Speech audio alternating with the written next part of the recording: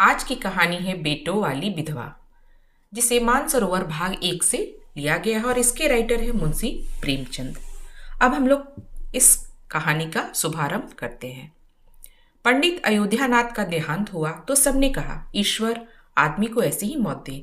4 जवान बेटे थे, एक लड़की। चारों लड़के के विवाह हो चुके थे, केवल लड़की ही कुंवारी थी।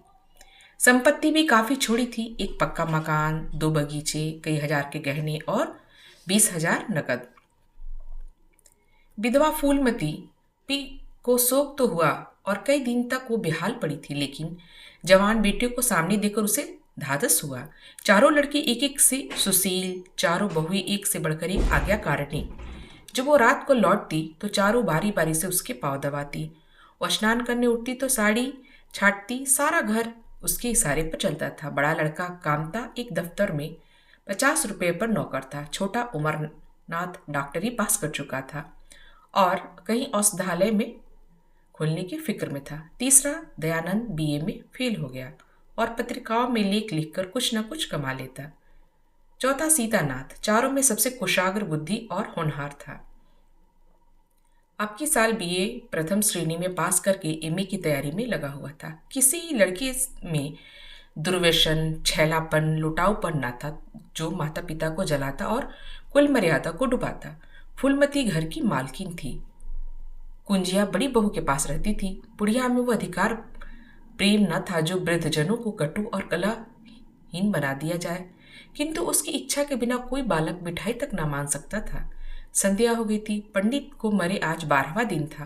कल 13वीं है। ब्रह्म भोज होगा, बिरादरी के लोग निमंत्रित होंगे। उसी की तैयारी हो रही थी। फूलमती अपने कोठरी में बैठे सब देख रही थी। पल्लेदार बोरे में आटा लाकर रख रहे थे, घी के टीन आ रहे थे, साग भाजी के टोकरे, शक्कर की बोरियां, दही के मटके चले आ रहे थे। महापात्र के लिए दान की चीजें लाई जा रही थी, बर्तन, कपड़े, पलंग, बिछावन, छाते, जूते, छड़िया, लालटेन आदि। किंतु फूलमती को कोई चीज नहीं दिखाई गई। नियमानुसार ये सब सामान उनके पास आने चाहिए थे। वो प्रत्येक वस्तु को देखती, उसे पसंद करती, उसकी मात्रा में कमी बेसी का फैसला करती। तब इन चीजों के भंडारों में रखे जाते। क्यों उसे दिखाए और उसकी राय लेने की जरूरत नहीं समझी गई। अच्छा, वो आटा 3 ही बोरा क्यों आया? उसने तो 5 बोरों के लिए कहा था। घी भी 5 ही कनस्तर है, उसने तो 10 कनस्तर मंगवाए थे। इसी तरह साग भाजी, शक्कर, दही आदि में भी कमी की गई। किसने उसके हुक्म में हस्तक्षेप किया? जब उसने एक बात तय कर दी तब किसे उसको घटाने बढ़ाने का अधिकार है? आज 40 वर्षों से घर के प्रत्येक मामले में फूलमती की बात सर्वमान थी। उसने 100 कहा तो 100 किए, एक कहा तो एक। किसी ने मीन मैक न निकाली। यहाँ तक कि पंडित अयोध्यानाथ जी भी इच्छा के विरुद्ध कुछ न करते, पर आज उसकी आंखों के सामने प्रत्यक्ष रूप से उसके हुक्म की अपेक्षा की जा रही है। इसे वो क्यों कर स्वीकार कर सकती? कुछ देर तक तो वो जब्त किए बैठी रही, पर अंत में ना रहा गया। स्वतः शासन उसका स्वभाव हो गया था। वो क्रोध में भरी हुई आई और कामतानाथ से बोली, आटा 3 बोरी लाए? मैंने तो 5 बोरी लिए कहा था, और घी भी 5 ही 3 मंगवाया है। तुम्हें याद है मैंने 10 कनस्तर कहा था। किफायत को मैं बुरा नहीं समझती, लेकिन जिसने ये कुआं खोदा उसी की आत्मा पानी से तरसे, ये कितनी लज्जा की बात है। कामनानाथ ने क्षमा याचना न की, अपनी भूल भी स्वीकार न की, लज्जित भी ना हुआ। 1 मिनट तो विद्रोह भाव से खड़ा रहा, फिर बोला, हम लोगों की सलाह 3 ही बोरे की हुई थी और 3 बोरे के लिए 5 टिन घी काफी है। इसी हिसाब से और चीजें भी कम कर दी गईं। फूलमती उग्र होकर बोली, किसकी राय से आटा कम किया गया? हम लोगों की राय से। तो मेरी राय कोई चीज नहीं है, क्यों नहीं? लेकिन अपना लाभ हानि समझते हैं। फूलमती हक्की बक्की होकर उसका मुंह ताकने लगी। इस वाक्य का क्या आशय समझे वो? अपना हानि लाभ, अपने घर में हानि लाभ की जिम्मेदारी वो आप है। दूसरे को चाहे वह उसके पेट के जन्मे पुत्र ही क्यों ना हो, उसके कामों में हस्तक्षेप करने का क्या अधिकार? ये लौंडा तो इस ठिठाई से जवाब दे रहा मानो घर उसी का हो। उसी ने मरमर की गृहस्थी जोड़ी है तो मैं गैर हूं? जरा इसकी हेकड़ी तो देखो। उसने तमतमाए हुए मुख से कहा, मेरे हानि लाभ के जिम्मेदार तुम नहीं हो। मुझे अख्तियार है, जो उचित समझूं वह करूं।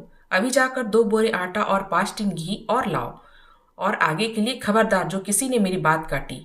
अपने विचार में उसने काफी तंबीह कर दी। शायद इतनी कठोर अनावश्यक थी। उसे अपनी उग्रता पर खेद हुआ। लड़के ही तो हैं, समझ होंगे कुछ किफायत करनी चाहिए। मुझसे इसलिए ना पूछा होगा कि अम्मा तो खुद हर एक काम में किफायती करती है। अगर इन्हें मालूम होता कि इस काम में किफायत पसंद करूं तो कभी इन्हें उपेक्षा करने का साहस न होता। यद्यपि कामतानाथ अब भी उसी जगह खड़ा था और उसकी भावभंगी से ऐसा ज्ञात होता था कि इस आज्ञा का पालन करने के लिए वो बहुत उत्सुक नहीं। पर फूलमती निश्चित होकर अपनी कोठरी में चली गई। इतनी तब्दीह पर भी किसी को उसकी अवज्ञा करने की सामर्थ्य हो सकती है, इसकी संभावना का ध्यान भी उसे न आया।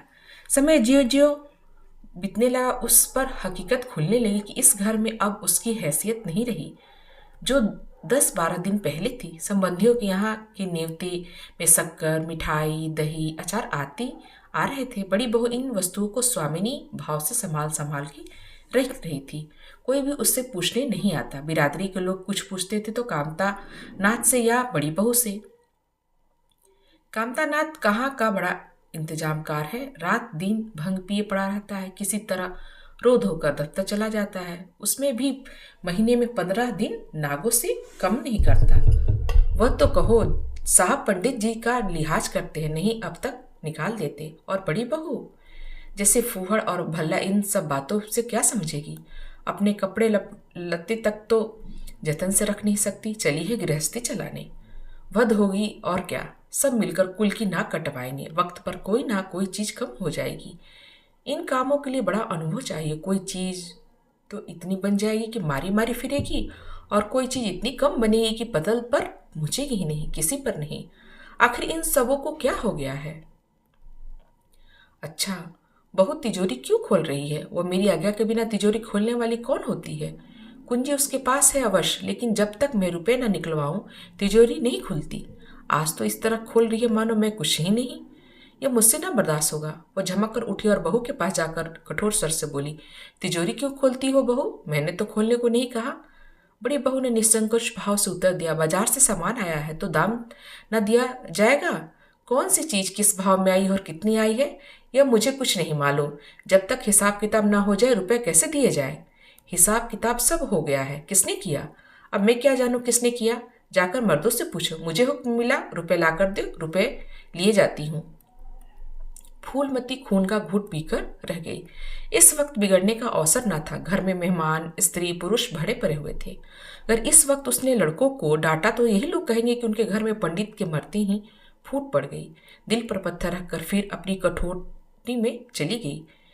जब मेहमान विदा हो जाएंगे तब एक एक की खबर लूंगी, तब देखेंगे कौन उसके सामने आता है और क्या कहता है। इनकी सारी चौकड़ी भुला देंगी।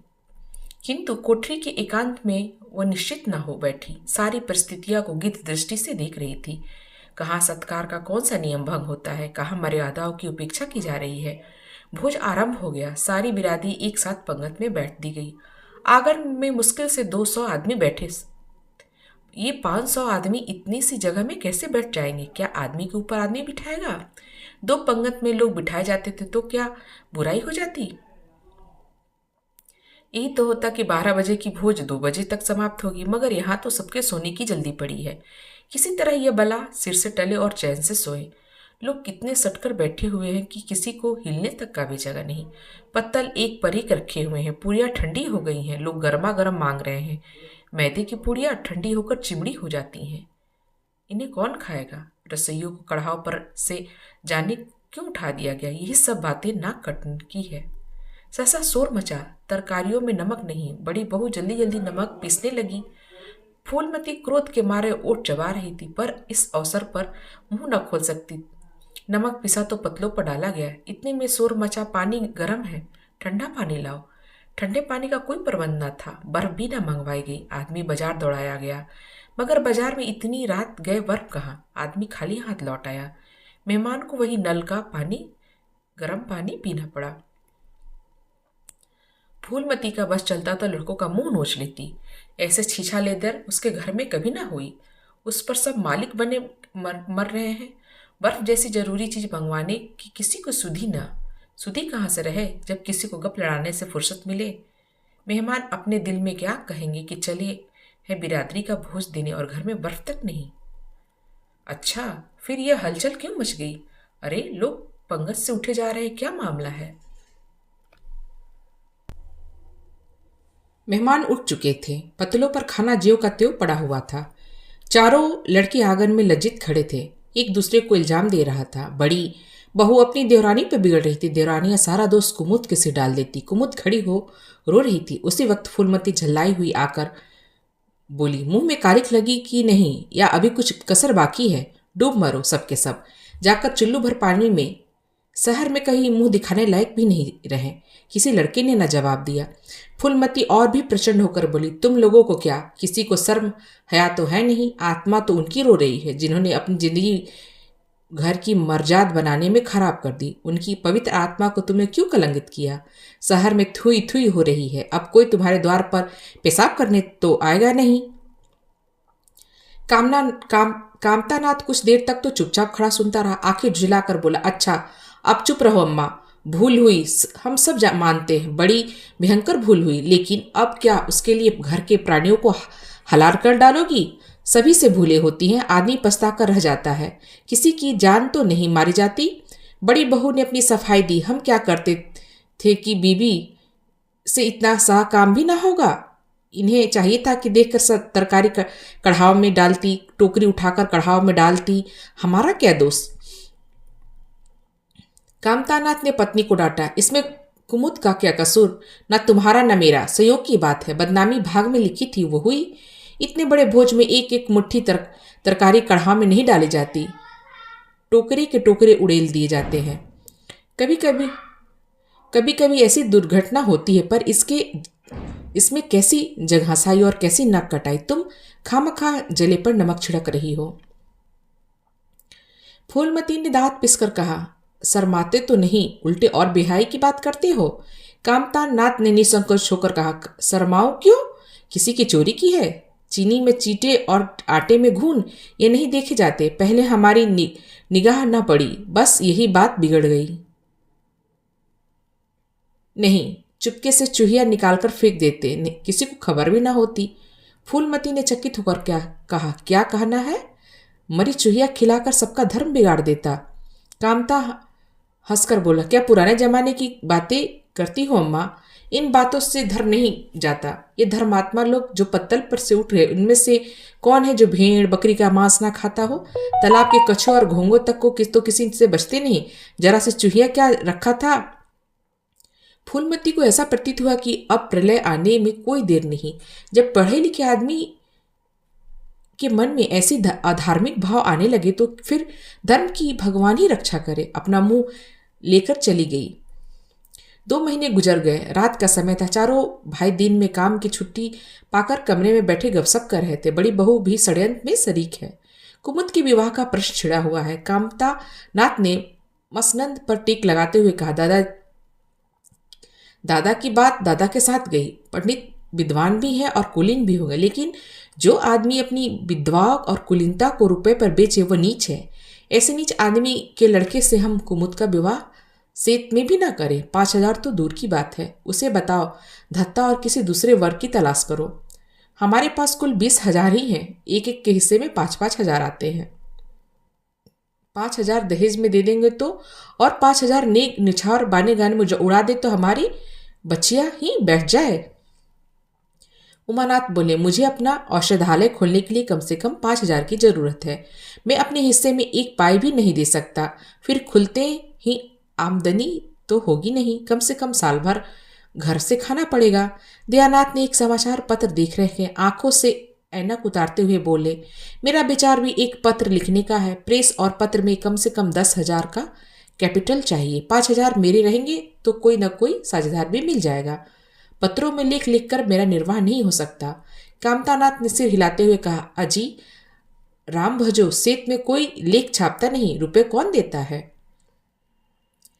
दयानाथ ने प्रतिवाद किया, नहीं, ये बात तो नहीं है। मैं तो कहीं भी बिना पेशगी पुरस्कार लिए नहीं लिखता।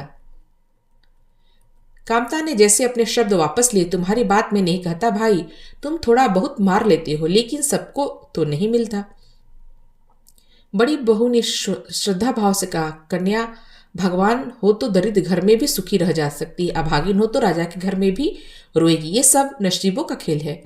कामतानाथ ने स्त्री की ओर प्रशंसा भाव से देखा। फिर इसी साल हमें सीता का विवाह भी तो करना है। सीता सबसे छोटा था।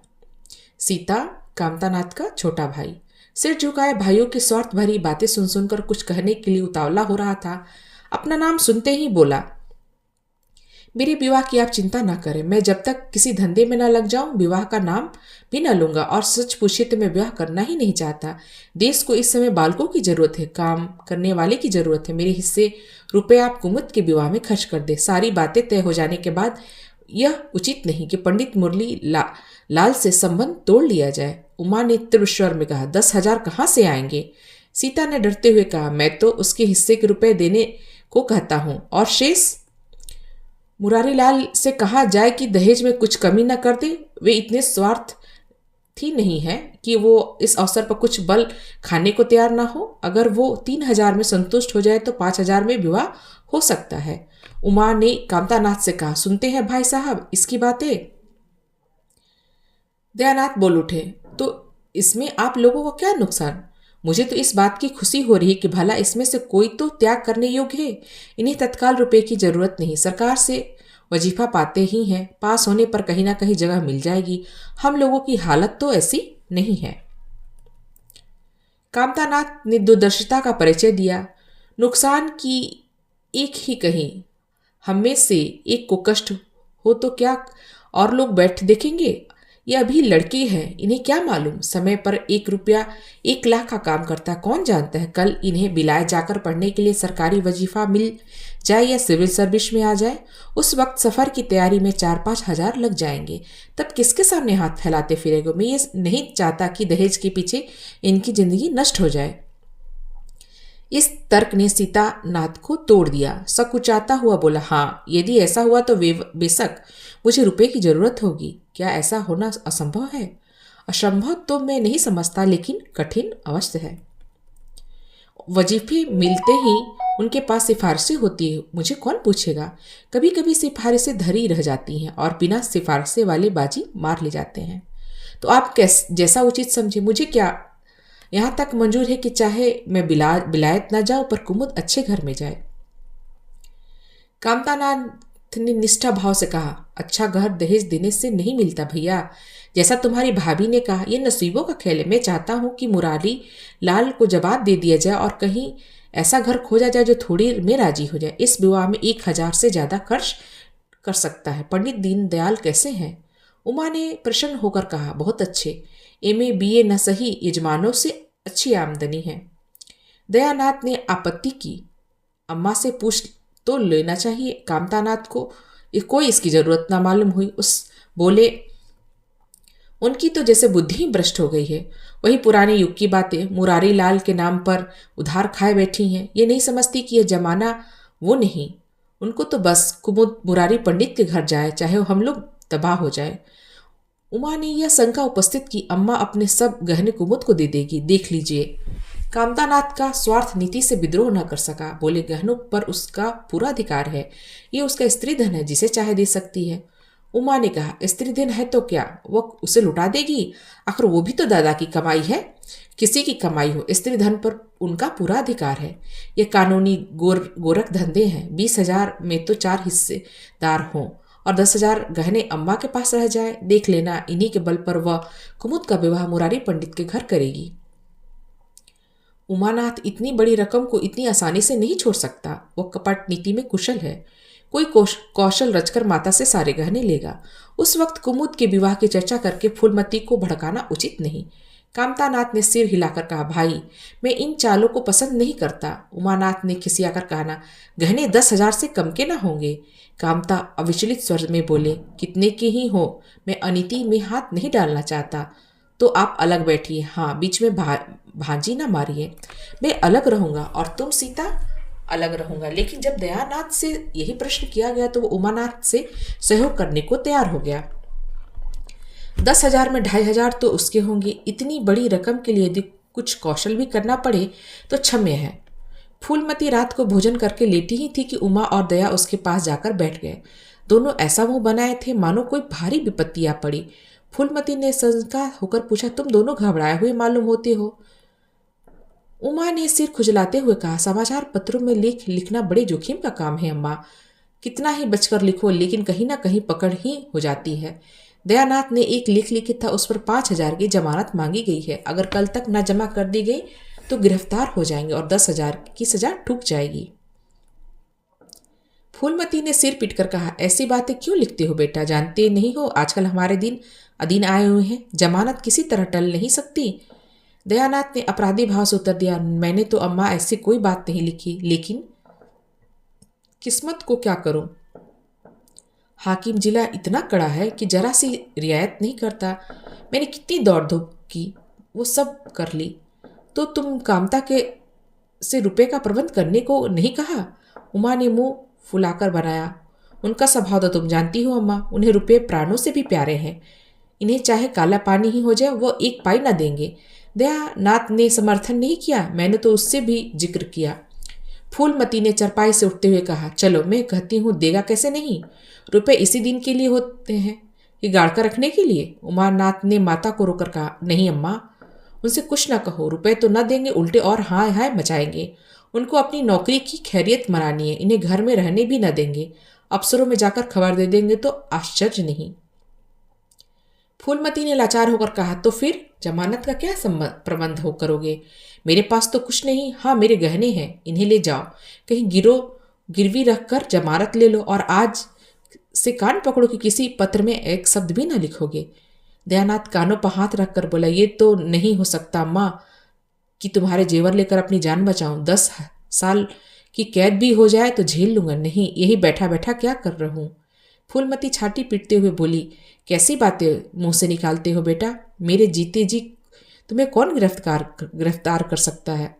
उनका मुंह झुलस दूंगी। गहने इसी दिन के लिए हैं और किसी दिन के लिए, जब तुम ही ना रहोगे तो गहने क्या करूंगी? उसने पिटारी लाकर उसके सामने रख दी। दया ने उमा की ओर जैसे फरियाद की आंखों से देखा और बोला, आपकी क्या राय है भाई साहब? इसी मारे में कहता था, अम्मा को बताने की जरूरत नहीं, जेल ही तो हो जाएगी और कुछ नहीं। उमा ने जैसे सिफारिश करते हुए कहा, यह कैसे हो सकता है कि इतनी बड़ी वारदात हो जाती और अम्मा को खबर न लगती? मुझसे ये नहीं होगा। यह सुनकर पेट में डाल लेता, मगर अब क्या करना चाहिए? मैं ये खुद निर्णय नहीं कर सकता। ना तो अच्छी तरह तुम जेल जाओ और ना अच्छा लगता है कि अम्मा के गहने गिरवी रखो। फूलमती ने व्यथित कंठ से पूछा, क्या तुम समझते हो मुझे गहने से ज्यादा तुम लोग प्यारे नहीं? मैं तो प्राण तक तुम्हारे ऊपर न्यौछावर कर दूं, गहनों की बिसाधी क्या? दया ने दृढ़ता से कहा, अम्मा तुम्हारे गहने तो ना लूंगा, चाहे मुझ पर कुछ ही क्यों ना आ पड़े। जब आज तक तुम्हारी कुछ सेवा ना कर सका तो किस मुंह से तुम्हारे गहने उठा ले जाऊं? मुझ जैसे कपूत को तुम्हारी कोख से जन्म नहीं ना लेना चाहिए था, सदा तुम्हें कष्ट ही देता रहा। फूलमती ने इतनी बड़ी दृढ़ता से कहा, अगर यो ना लोगे तो खुद जाकर इन्हें गिरो रख दूंगी और खुद हाकिम जिला के पास जाकर जमानत कराऊंगी। अगर इच्छा हो तो ये परीक्षा भी ले लो। आंखें बंद हो जाने के बाद क्या होगा भगवान जाने, लेकिन जब तक जीती हूं तुम्हारी ओर तिरछी आंखों के बिना देखने सकेगा कोई। उमानाथ ने मानो माता का एहसान रखकर कहा, अब तो तुम्हारे लिए कोई रास्ता नहीं रहा दयानाथ, क्या हरज है, ले लो, मगर याद रखो ज्यों ही हाथ में रुपए आ जाए गहने छुड़वा लेना। सच कहते हैं मातृ दृढ़ तपस्या है, माता के सिवा इतना स्नेह कौन कर सकता है? हम बड़े अभागे हैं कि माता के प्रति जितनी श्रद्धा रखनी चाहिए उतना सतंस भी नहीं रखते। दोनों ने जैसे बड़े धर्म संकट में पड़कर गहने की पिटारी संभाली और चलते बने। माता वात्सल्य भरी आंखों से उनकी ओर देख रही थी और उसकी संपूर्ण आत्मा का आशीर्वाद जैसे उन्हें अपनी गोद में समेट के लिए व्याकुल हो रहा था। आज कई महीनों के बाद उसके भग्र मातृ हृदय को अपना सर्वस्व अर्पण करके जैसे आनंद की विभूति मिली। उसकी स्वामिनी कल्पना इसी त्याग के लिए, इसी आत्मसमर्पण के लिए जैसे कोई मार्ग ढूंढती रहती थी। अधिकार या लोभ या ममता की वो गंध तक न थी, त्याग ही उसका आनंद और का अधिकार था। आज अपना खोया हुआ अधिकार पाकर अपनी सृजी हुई प्रतिमा पर अपने प्राणों को भेंट करके वो निहाल हो गई। 3 महीने और गुजर गए। माँ के गहने पर हाथ साफ करके भाई साहब दिलजोई करने लगे। अपनी स्त्री को भी समझाते कि उसका दिल ना दुखाए, अगर थोड़े से शिष्टाचार से उसकी आत्मा को शांति मिलती है तो इसमें क्या हानि। चारों करते अपने मन की, पर माता से सलाह ले लेते या ऐसे जाल फेंकते कि वो सरला उनकी बातों में आ जाती और हर एक काम में सहमत हो जाती। बाग को बेचना उसे बहुत बुरा लगता था, लेकिन चारों ने ऐसी माया रची कि उसे बेचने पर वो राजी हो गई। किंतु कुमुद के विवाह के विषय में मतैक न हो सका। माँ पंडित मुरारी लाल पर जमी हुई थी, लड़के दीनदयाल पर अड़े हुए थे। एक दिन आपस में कलह हो गई। फूलमती ने कहा, माँ बाप की कमाई में बेटी का हिस्सा भी है। तुम्हें 16,000 का एक बाग मिला, 25,000 का एक मकान, 20,000 नगद में क्या 5,000 भी कुमुद का हिस्सा नहीं। कामता ने नम्रता से कहा, अम्मा कुमुद आपकी लड़की है तो हमारी बहन। आप 2-4 साल में प्रस्थान कर दे जाएंगी, पर हमारा और उसका संबंध बहुत दिनों तक रहेगा। तब यथाशक्ति कोई ऐसी बात ना हो जिससे उसका अमंगल हो। लेकिन हिस्से की बात कहोगे तो कुमुद का हिस्सा कुछ नहीं। दादा जीवित थे तब और बात थी, वह उसके विवाह में जितना चाहे खर्च करते, कोई उसका हाथ न पकड़ सकता था। लेकिन अब तो हमें एक एक पैसा की किफ़ायती करनी होगी। जो काम 1,000 में हो जाए उसे 5,000 करना कहाँ की बुद्धिमानी। उमानाथ से सुधारा, 5,000 क्यों, 10,000 कहिए। कामता ने भेवे सिकुड़ कर कहा, नहीं, मैं 5,000 ही कहूँगा। एक विवाह में 5,000 खर्च करने की हमारी हैसियत नहीं। फूलमती ने जिद पकड़कर कहा, विवाह तो मुरारी लाल के पुत्र से ही होगा। 5,000 खर्च होगा चाहे 10,000। मेरे पति की कमाई है, मैंने मर मर कर जोड़ा है, अपनी इच्छा से खर्च करूंगी। तुम्ही ने मेरी कोख से नहीं जन्म लिया, कुमुद भी उसी कोख में आई है। मेरी आंखों से तुम सब बराबर हो, मैं किसी से कुछ नहीं मांगती। तुम बैठो और तमाशा देखो, मैं सब कुछ कर लूंगी। 20,000 में 5,000 कुमुद का है। कामतानाथ को अब कड़वे सत्य की शरण लेने के लिए सिवा और मार्ग न रहा। बोला, अम्मा तुम बरबस बात बढ़ाती हो। जिन रुपए को तुम अपना समझती हो तुम्हारे नहीं है।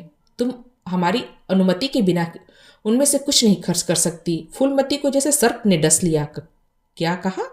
फिर तो कहना, मैं अपने ही संचे हुए रुपए अपने इच्छा से खर्च नहीं कर सकती। वो रुपए तुम्हारे नहीं रहे, हमारे हो गए। तुम्हारे होंगे लेकिन मेरे मरने के पीछे नहीं, दादा के मरते ही हमारे हो गए।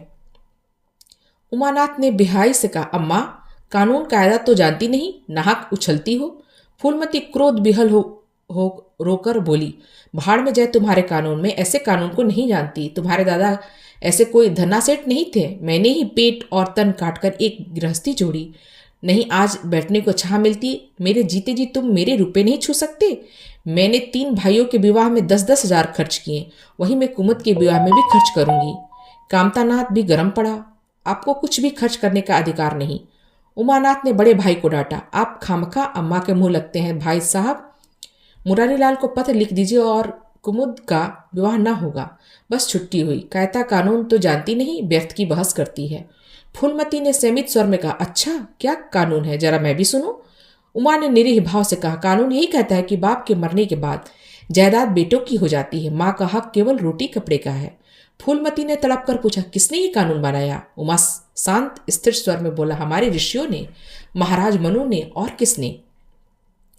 फूलमती एक क्षण अवाक रहकर आहत कंठ से बोली, तो इस घर में तुम्हारे टुकड़े पर पड़ी हुई हूं। उमानाथ ने न्यायाधीश की निर्मलता से कहा, तुम जैसा समझो। फूलमती की संपूर्ण आत्मा मानो वज्रपात से चित्कार करने लगी। उसके मुंह से जलती हुई चिंगारियों की भांति ये सब निकल पड़े। मैंने घर बनवाया, मैंने संपत्ति जोड़ी, मैंने तुम्हें जन्म दिया, पाला, और आज मैं इस घर में गैर हूं। मनु का यही कानून है और तुम उसी कानून पर चलना चाहते हो। अच्छी बात है, अपना घर द्वार लो। मुझे तुम्हारी आश्रिता बनकर रहना स्वीकार नहीं। इससे कहीं अच्छा है कि मैं मर जाऊं। वाहरे अंधेर, मैंने पेड़ लगाया और मैं उसी छाह में खड़ी नहीं हो सकती। अगर यही कानून है तो इसमें आग लग जाए। चारों युवकों पर माता के इस क्रोध और आतंक का कोई असर न हुआ। कानून का फौलादी कवच उनकी रक्षा कर रहा था। इन कांटों का उन पर क्या असर हो सकता था? जरा देर में फूलमती उठकर चली गई। आज जीवन में पहली बार उसका वात्सल्य मग्र मातृत्व अभिशाप बनकर उसे धिक्कार रहा था।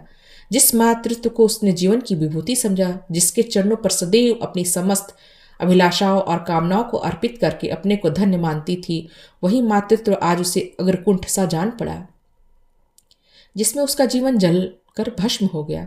संध्या हो गई थी। द्वार पर नीम का वृक्ष सिर झुकाए निस्तंभ खड़ा था, मानो संसार की गति क्षुब्ध हो रही हो। अस्ताचल की ओर प्रकाश और जीवन का देवता फूलमती के मातृत्व की भांति चिता में जल रहा था।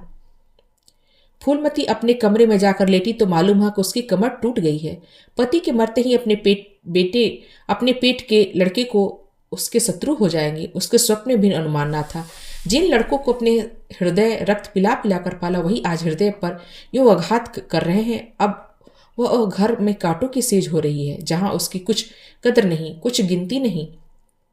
वहां अनाथों की भांति पड़ी रोटियां खाए, यह उसके अभिमान प्रतीत या सहाय था। पर उपाय ही क्या था? वह लड़कों से अलग होकर रहे तो नाक किसकी कटेगी? संसार उसे थूक तो क्या, और लड़कों के थूके तो क्या, बदनामी तो उसी की है। दुनिया यही तो कहेगी कि 4 जवान बेटे के होते बुढ़िया अलग पड़ी हुई मजूरी करके पेट पाल रही है। जिन्हें उसने हमेशा नीच समझा, वही उस पर हंसेंगे? नहीं, वो अपमान इस अनादत से कहीं ज्यादा हृदय विदारक था। अब अपना और घर का पर्दा ढका रहने में ही कुशल है। हाँ, उसे अपनी नई परिस्थिति के अनुकूल बनना होगा। समय बदल गया है, अब वो स्वामिनी बनकर नहीं, अब लौंडी बनकर रहना पड़ेगा। ईश्वर की यही इच्छा है।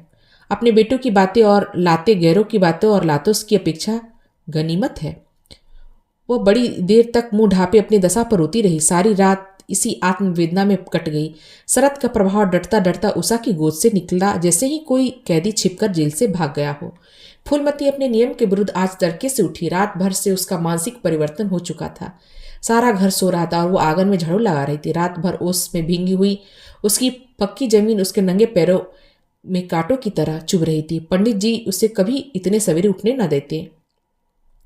शीत उसके लिए बहुत हानिकारक थी, पर अब वह दिन नहीं रहे। प्रकृति उसको भी समय के साथ बदलने का प्रयत्न कर रही थी। झाड़ू से फुर्सत पाकर उसने आग जलाई और चावल दाल की कंकड़ियां चुनने लगी। कुछ देर में लड़के जागे, बहुएं उठी। समी ने बुढ़िया को सर्दी से सुखड़ते हुए काम करते देखा, पर किसी ने यह ना कहा, अम्मा क्यों हलकान होती हो? शायद सबके सब बुढ़िया के इस मान मार्गदर्शन पर प्रसन्न थे। आज से फूलमती का यही नियम हो गया कि जी तोड़कर घर का काम करना और अंतरंग नीति से अलग रहना। उसके मुंह पर जो आत्मगौरव झलकता रहता था, अब उसकी जगह वेदना छाई हुई नजर आती। जहां बिजली जलती थी, वहां अब तेल का दिया टिमटिमा रहा था, जिसे बुझा देने के लिए हवा का एक झोंका काफी था। मुरारीलाल को इनकारी पत्र लिखने की बात पक्की हो चुकी थी। दूसरे दिन पत्र लिखा गया। दीनदयाल से कुमुद का विवाह निश्चित हो गया। दीनदयाल की उम्र 40 से कुछ अधिक थी। मर्यादा में कुछ हेठे थे, पर रोटी दाल से खुश थे। बिना किसी ठहराव के ब्याह करने पर राजी हो गए। तिथि नियत हुई, बारात आई, विवाह हुआ और कुमुद विदा कर दी गई। फूलमती के दिल पर क्या गुजर रही थी, इसे कौन जान सके। पर चारों भाई बहुत प्रसन्न थे, मानो उनके हृदय का कांटा निकल गया। ऊंचे कुल की कन्या मुंह कैसे खोलती। भाग में सुख भोगना लिखा हो तो सुख भोगेगी, दुख भोगना लिखा होगा तो दुख भोगी। हरी इच्छा बेक्सो का अंतिम अवल है। घर वालों ने उसके विवाह कर दिया। उसमें 1000 ऐब हो तो भी उसका उपहास उसका स्वामी है। प्रतिरोध उसकी कल्पना से परे है। फूलमती ने किसी काम में दखल न दिया। कुमुद को क्या दिया गया, मेहमानों का कैसा सत्कार किया गया, किसने क्या से नवेद में क्या आया, किसी बात से भी उससे सरोकार न था। उसने कोई सलाह भी न ली और न दी। बेटा तुम लोग जो करते हो अच्छा ही करते हो, मुझसे क्या पूछते हो। जब कुमुद के लिए द्वार पर डोली आ गई तो कुमुद माँ के गले लिपट कर रोने लगी। वो बेटी से अपनी कोठरी में ले गई और जो कुछ 150 रुपये और 2-4 मामूली गहने उसके पास बचे थे बेटी के आंचल में डालकर बोली, बेटी मेरी तो मन ही मन रह गई, नहीं तो क्या आज तुम्हारा विवाह इस तरह होता, तुम इस तरह विदा हो जाती। आज तक फूलमती ने अपने गहने की बात किसी से न कही। लड़कों ने उसके साथ जो कपट व्यवहार किया, इससे चाहे अब तक न समझी हो, लेकिन इतना जानती थी कि गहने फिर न मिलेंगे और मालिन्य बढ़ने के सिवा कुछ न लगेगा। लेकिन इस अवसर पर उसने अपनी सफाई देने की जरूरत मालूम हुई। कुमुद यह भाव मन में लेकर जाए कि अम्मा ने अपने गहने बहुओं के लिए रख छोड़े, इसे वह किसी तरह न सह सकती थी। इसलिए वह उसे कोठरी में ले गई। लेकिन कुमुद को पहले ही इस कौशल की टोह मिल चुकी थी। उसने गहने रुपए आंचल से निकालकर माता के चरणों में रख दी और बोली, माँ मेरे लिए तुम्हारा आशीर्वाद लाखों रुपए के बराबर है। तुम इन चीजों को अपने पास रखो, न जाने अभी तुम्हें किन विपत्तियों का सामना करना पड़े। फूलमती कुछ कहना ही चाहती थी कि उमानाथ ने आकर कहा, क्या कर रही हो कुमुद, चल जल्दी कर, शायद चली जा रही है। वह लोग हाय हाय कर रहे हैं, फिर 2-4 महीने में आएगी ही, कुछ लेना देना हो ले लेना। फूलमती के घाव पर जैसे मानो नमक पड़ गया हो। बोली, मेरे पास अब क्या है भैया जो इसे मैं दूंगी, जाओ बेटी, भगवान तुम्हारा सुहाग अमर रखे। कुमुद विदा हो गई। फूलमती पछाड़ खाकर गिर पड़ी। जीवन की लालसा नष्ट हो गई। 1 साल बीत गया। फूलमती का कमरा घर में सब कमरों से बड़ा और